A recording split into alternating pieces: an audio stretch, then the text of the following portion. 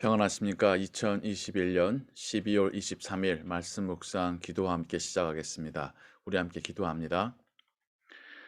사랑과 은혜가 풍성하신 하나님 아버지, 오늘도 하나님께서 주신 하루로 살아갈 때에 하나님의 은혜가 우리의 일상 가운데 풍성히 임하기를 소원합니다. 하나님 말씀이 우리의 걸음에 이정표 되기를 원합니다. 또한 하나님께서 우리에게 주신 소명이 우리 삶의 어, 동기가 되고 또 우리가 무엇을 위해서 일해야 될지를 깨닫게 하는 등불되기를 원합니다. 말씀과 기도의 시간, 주의 성령이 우리와 함께 하실 것을 믿습니다. 모든 것 주께 의지하오며 예수 그리스도의 이름으로 기도하옵나이다. 아멘.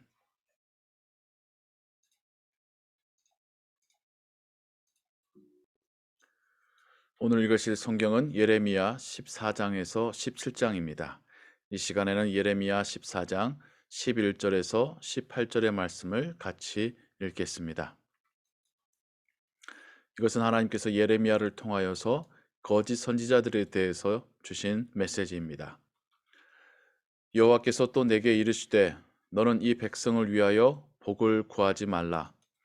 그들이 금식할지라도 내가 그 부르짖음을 듣지 아니하겠고 번제와 소제를 드릴지라도 내가 그것을 받지 아니할 뿐 아니라 칼과 기근과 전염병으로 내가 그들을 멸하리라.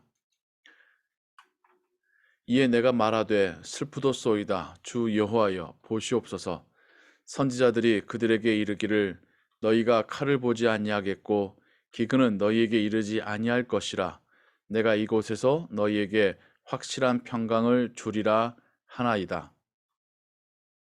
여호와께서 내게 이르시되 선지자들이 내 이름으로 거짓 예언을 하도다. 나는 그들을 보내지 아니하였고 그들에게 명령하거나 이르지 아니하였거늘 그들이 거짓 계시와 점술과 헛된 것과 자기 마음의 거짓으로 너희에게 예언하는도다.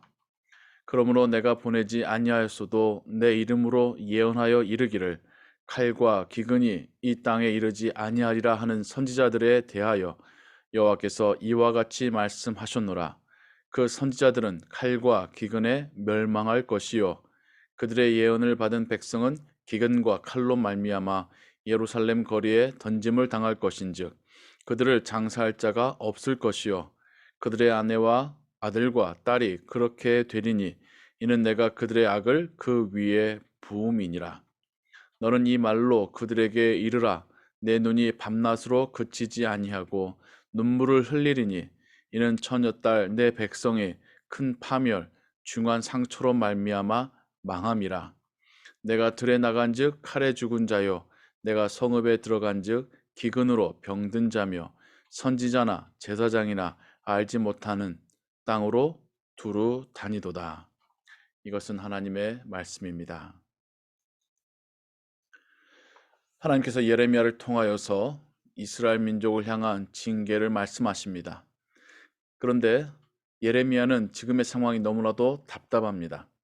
하나님의 말씀대로 하나님의 심판을, 징계를 선포하면 사람들이 깨닫고 회개하고 하나님께로 돌아와야 하는데 거짓 선지자들이 오히려 백성들의 마음을 진정시키고 그들에게 평안이 임할 것이다.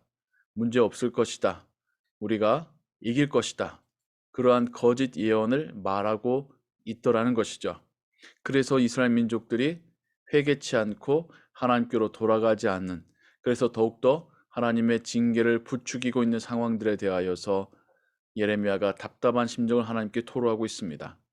하나님께서는 거짓으로 예언하는 자들, 그들의 가족들, 또 그 예언을 듣고 회개치 아니하는 이스라엘 민족에게 칼과 기근의 징계가 임할 것을 말씀하고 계십니다.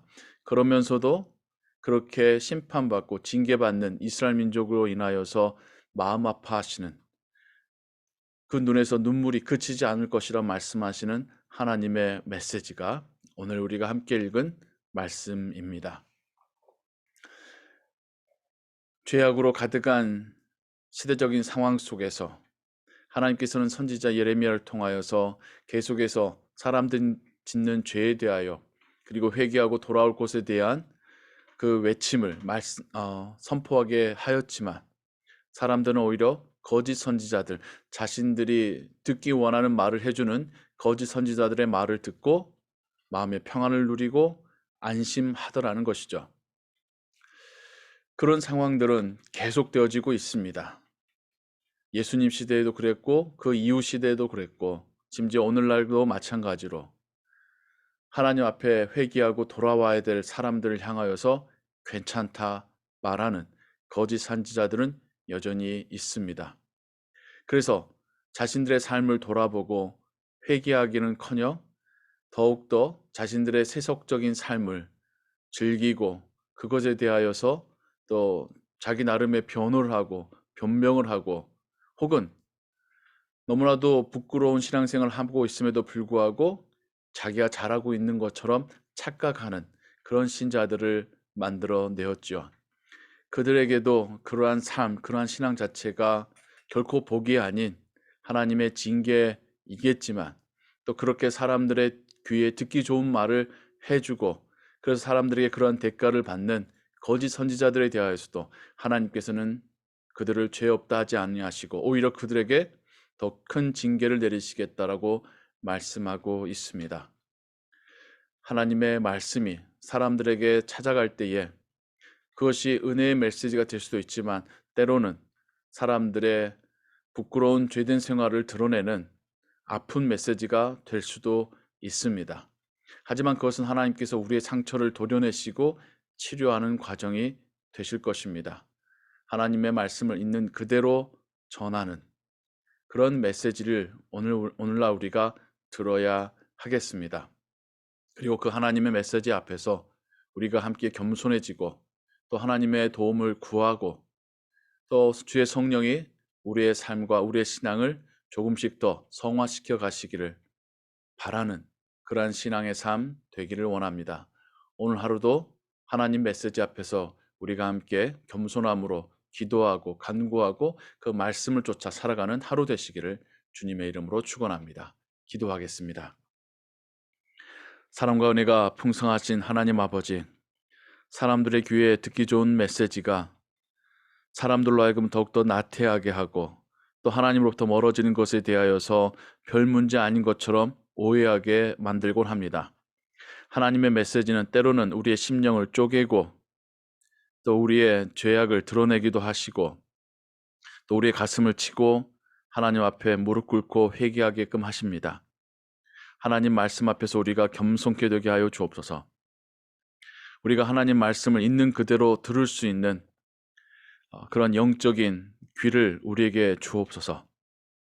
하나님 말씀에 의지하며 살아가게 하시고 또 이 세상 가운데 하나님 말씀을 등불로 삼아 한 걸음 한 걸음 내딛는 우리의 인생이 되게 하여 주옵소서. 오늘도 말씀 앞에 무릎 꿇고 기도합니다. 우리의 기도를 들으시고 응답하여 주옵소서. 주 예수 그리스도의 이름으로 기도하옵나이다. 아멘. 우리 함께 주기도문 합니다. 하늘에 계신 우리 아버지여, 이름이 거룩히 여김을 받으시오며 나라의 마옵시며 뜻이 하늘에서 이룬 것 같이 땅에서도 이루어지이다. 오늘날 우리에게 일용할 양식을 주옵시고 우리가 우리에게 죄진 자를 사하여 준 것 같이 우리 죄를 사하여 주옵시고 우리를 시험에 들게 하지 마옵시고 다만 악에서 구하옵소서. 대개 나라와 권세와 영광이 아버지께 영원히 있사옵나이다. 아멘. 계속해서 기도하시고 오늘 하루의 삶도 하나님의 은혜 가운데 평안하시기 바랍니다.